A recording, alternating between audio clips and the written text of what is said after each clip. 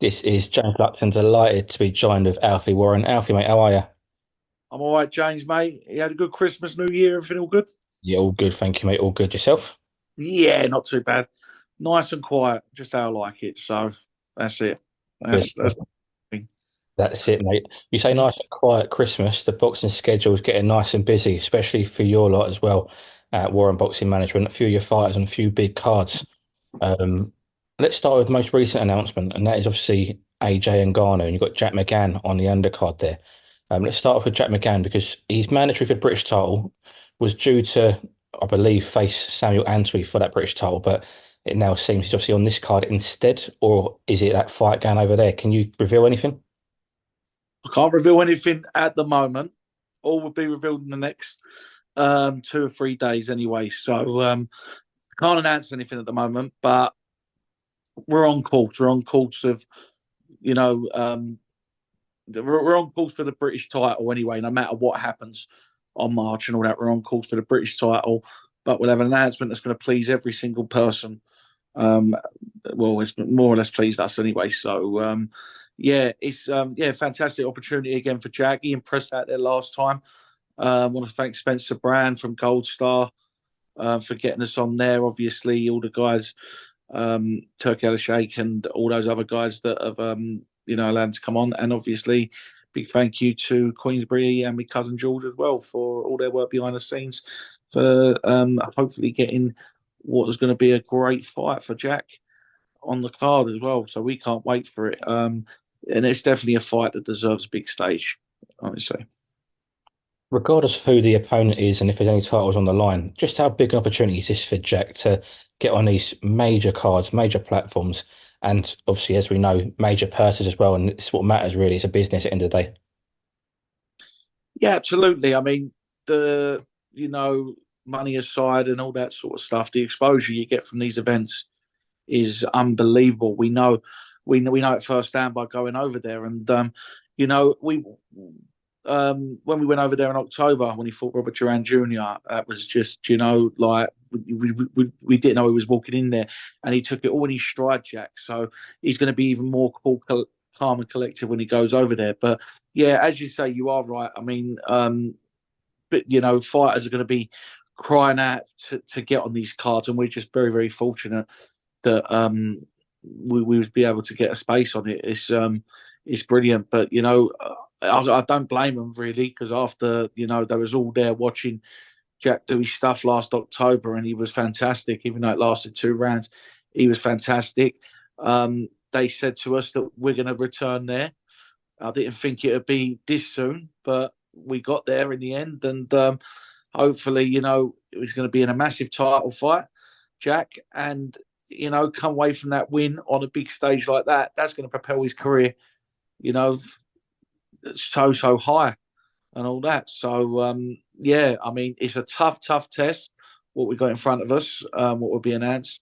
It is a really really tough test, but I'm just so confident that we can get the job done out there, and I just think that with the backing with the guys who are over there that want him over there, they're going to want to keep seeing Jack over there. I'm just really really confident that all these things come into play that he's going to do it, but. It's only what he deserves, though, Jack. It really, really is. He's worked so hard, as we have as a management company, working alongside his sponsor, Samantha Hutchinson from Power of One. How we've built Jack up to get to this point is just, I'll give ourselves a pat on the back. I'll give Power of One a pat on the back, everyone there. And I'm extremely proud to get Jack into the position. But like I say, fully deserved and we'll be coming away with that win. And I'll tell you something, like we just said, it will be his name will be skyrocketed, and he will become a big name in the boxing world.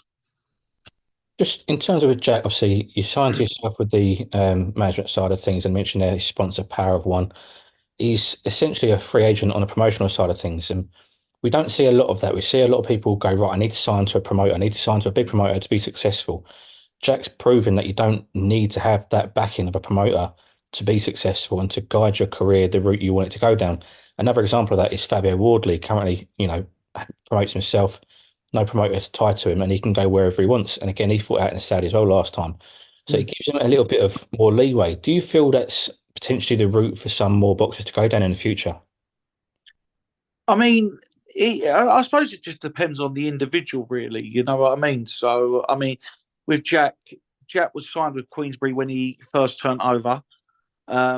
We had a good little run there with them. I think we had about three or four fights with Queensbury. COVID hit. There was a opportunity to re-sign with Queensbury. Jack at that time, especially when it was COVID and everything was shut down, started a job that was paying a lot and it was regular. He couldn't commit to it, and by chance, Power of One come and it's just changed Jack's life. They've come in, they've come into the fold. We didn't think we ever going to see Jack McGann in the ring again, but he come in. He was very fortunate. Some boxers ain't. Do you know what I mean? So he was very fortunate that he could get into that position. But I've listen, like I always say, if you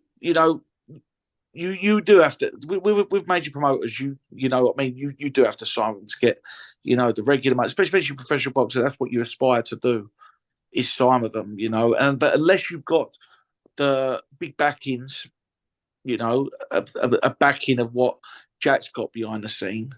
Yeah, but some fighters, as I was saying, would probably look at the way that Jack and Fabio have gone around things and all that. But unless you've got it concrete, a big backing behind you that can, deliver you the things that, what the promoters can deliver, because that's exactly what they've done for Jack, is delivered what a promoter would deliver for Jack, whether if he was to be signed with him as well. So, it works out perfectly. If something goes wrong on the big shows, he's got something to fall back on. Always make sure you've got that to fall back on, because if you haven't, that is why you need the promoters. So I wouldn't advise every fighter to go out and go down the same route as the other guys as well. But like you say, you can get into a position where you are like a Fabio Wardley, you know, and go out there, do, put on great performances, get that belt. Everyone's going to want you on their shows as well. So he knows his worth and all that. And, just hard work would do that for you, and your talent will show through, and probably you can get in that position to do that. So, yeah, like we say, Jack's in a very, very blessed position what he's in now as well. So, but like you say, it differs from fighter to fighter.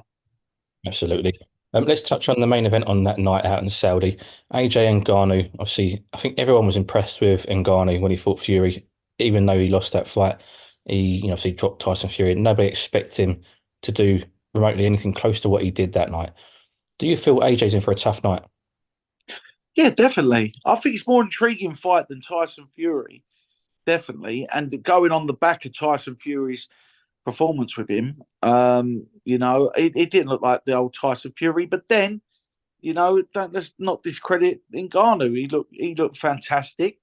I thought, honestly, I was surprised. I was sitting there with Jack, and obviously Jack's come from MMA to boxing. He said, "See, I told you." I said, he said from day one, he said, "I told you."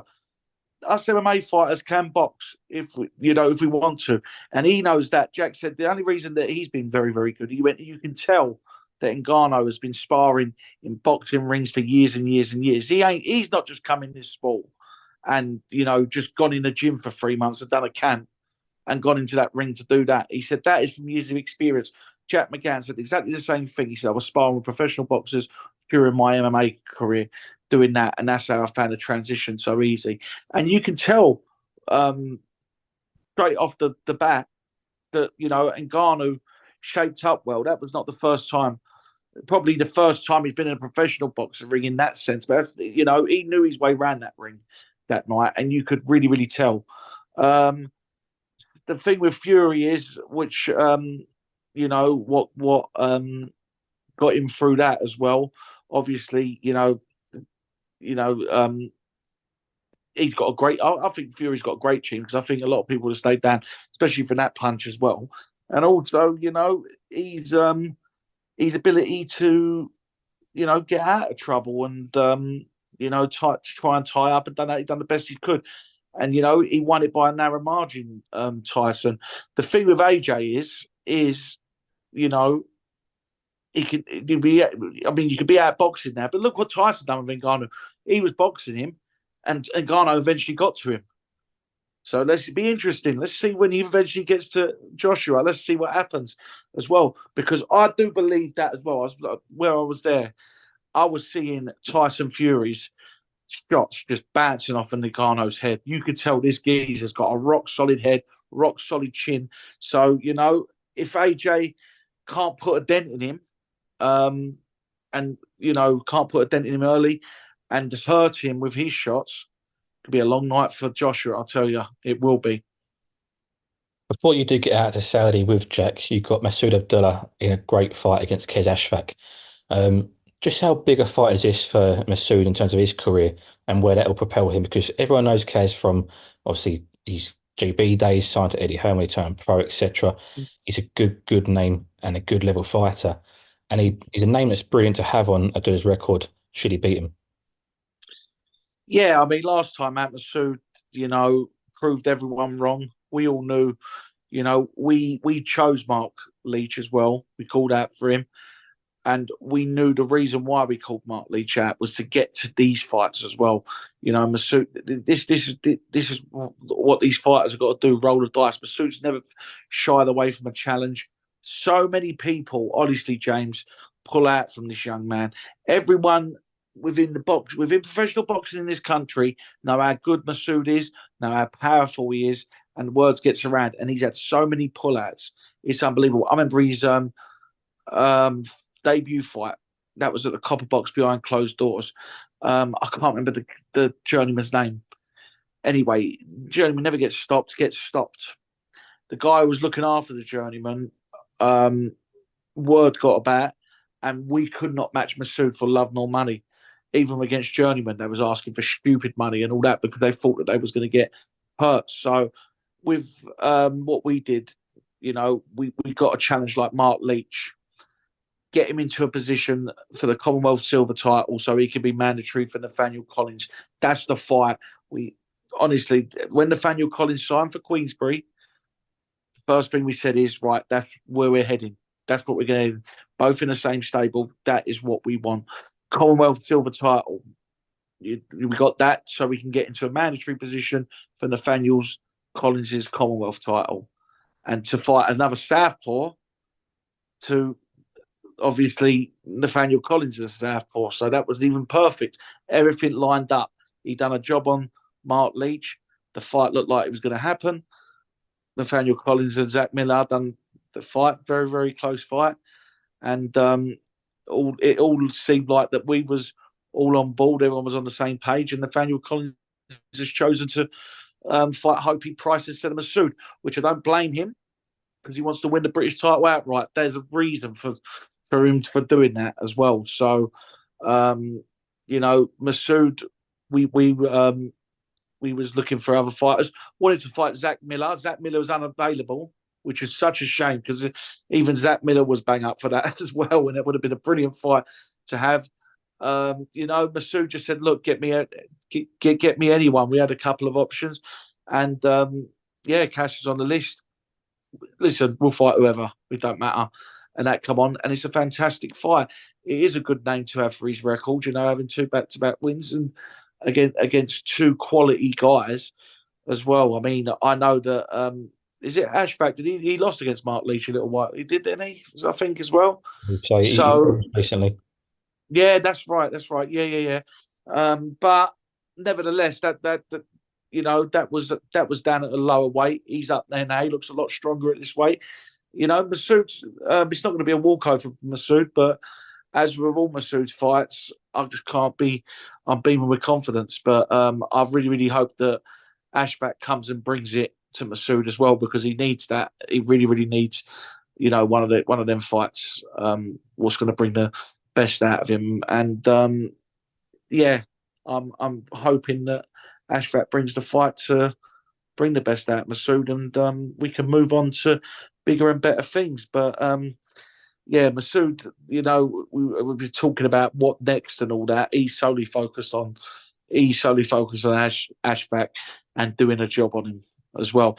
Masood really feels like that he's been overlooked. I mean, especially with his amateur credentials as well. He really thinks that he's um, been overlooked in his professional career, but now he's, hard work, hard work, hard work. We get up there, you know. And we needed that one standout performance. We've got it now. We're on the big stage. Get another performance like that, you know, you're on course to become one of British boxing's next stars as well. And I truly believe that that's what's going to happen. I know obviously he's not looking past the Ashfaq fight. Let's say he gets through this and beats him. You're clearly very confident in that happening. Is it the winner of Collins and Hype Price the target? Yeah, absolutely, absolutely. We just want to go through the domestic scene. We really do because I want to. He wants to prove it more than anything. It doesn't matter what I want, but I want, and he wants. The whole team wants to prove that he is the best in the country. I truly believe he is. You ask trainers, people. You know, guys are world champions every like abroad in Britain, British world champions. Lee Wood, them sort of guys. They're bringing Masood in as chief sparring partners. You don't do you don't do that unless you know what I mean, unless there's something about you. And yeah, so we every, we just got to get everyone in the boxing knows how good this guy is. We just got to show the public how good he is. And once they see him properly as well, I mean, he's had decent exposure already. But now we're on a Saturday fight night card on the undercard fighting in a title fight, so we're going to get fantastic exposure on this one, and he's really really going to shine. And definitely looking at Collins and Hopey Price next. Whoever wins out of that, either. But if it ain't to be one of them, we'll take on all comers. We're really really not that fussed. We've mentioned the two fighters that you have on the biggest platforms. I want to talk about one of your fighters who's got a massive story. Boxing's all about stories. Every fighter's got their own story. Casey Kadami's story is very unique. Talk about Casey Kadami and what he's like to work with, first of all. Brilliant. He's fantastic to work with, Casey. He's been a joy since we've signed him. You know, just a lovely, lovely fella. Puts all the work in. Puts his utmost trust in us. Very, very, very loyal man to us, and vice versa as well. We that's another one. We signed up. We had that little bit of a roadblock with the Ishad Ahmed trilogies, which he lost the first one behind closed doors, but there's the two draws raised his stock massively. Whether he didn't win or not, raised his stock massively. He should have had his hand raised definitely in those two fights, in my opinion. But from the hardship what he's got now, and I know the terrible injuries he's had since then. We didn't. He looked like that he was going to throw the. Honestly, James, he was going to throw the towel in. He did. I don't think he wanted to box again after because what was it? We was set to fight Ishad Ahmed twice. That was the one we put the show on, us and Errol Johnson, for December. Um, Casey pulled out with the flu, very bad. He wanted to go on. We pulled him out. Lucky his trainer Richard Sawyer called us and went, "No, look, he can't do it," and all that. He's can't even breathe properly. Casey wanted to do it. Then he done his knee in, and he had to go and have surgery on his knee. It's a recurring knee injury and all that. So I just said, "Look, didn't want to hold the British title up." So you know, we made that decision. As I said, Casey, come, we're just going to have to let the British title go now, get the knee fixed, and we'll come back. And he was really, really down at that point. And I don't think that he was talking about that he didn't want to, he didn't want to box on or whatever. Not so much because of the results with Vijay Ahmed, nothing to do with that, just with the injuries and all that. And he's come back, and within two fights against two good oppositions, he's got himself an IBO world title fight. It's just unbelievable the comeback. What he's gone, and that little sin really adds to his story.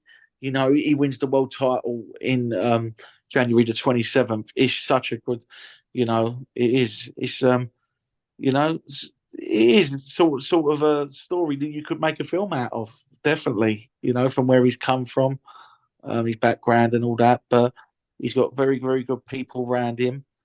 And even art life, even when he's not a boxer, even when he retires from the sport, and well, not retires, when he retires from fighting, with WBM, he's always going to have a place with us, and he's going to be working with us closely. And we've already had conversations about that already, about co-managing fighters with him, because he's got good knowledge for the business as well, Casey, and a good eye for talent. So it's been an utmost pleasure. And January the 27th, honestly, I can't wait, because he is going to fulfill his dream and become world champion. Anything after that, it's going to be brilliant.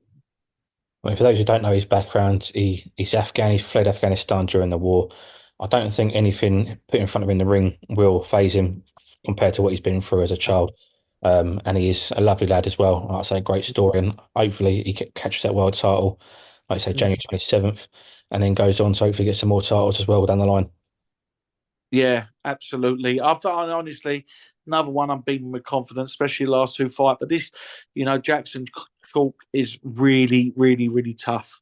It's a tough task, but you know, Casey at York Hall, honestly, he's unbeatable. I'm telling you, he packs the place out. The noise, everyone on top of him, the crowd, are it's like his third leg, and they really, really, really get behind him, and they pull him through the tough times in those fights. So, um, yeah, I honestly, I just can't wait. Nervous but confident at the same time. Just finally, Alfie, in terms of 2024, what are your hopes for WBM? What are your plans and what are you aiming for? Well, we're just going to go through strength to strength. I mean, we ain't got just to better last year.